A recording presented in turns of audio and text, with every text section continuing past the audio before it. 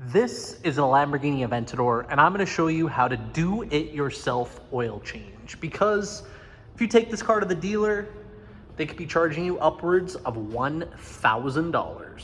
So underneath, you're going to need to remove the splash shield.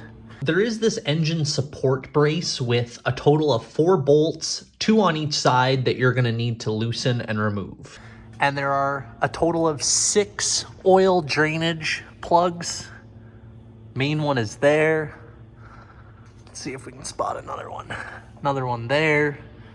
Another one there. Another one there. Another one there.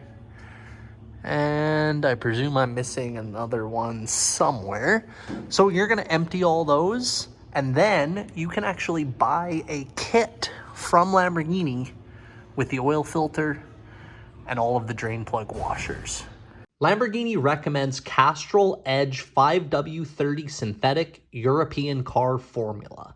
Now you're going to want to buy 14 or 15 liters of this and follow the manufacturer specs to refill up your car, or alternatively, fill it up exactly how much you removed from the car and go through the proper level testing procedure by warming up the engine and following the instructions in the manual. You can now go ahead and reinstall this engine support brace.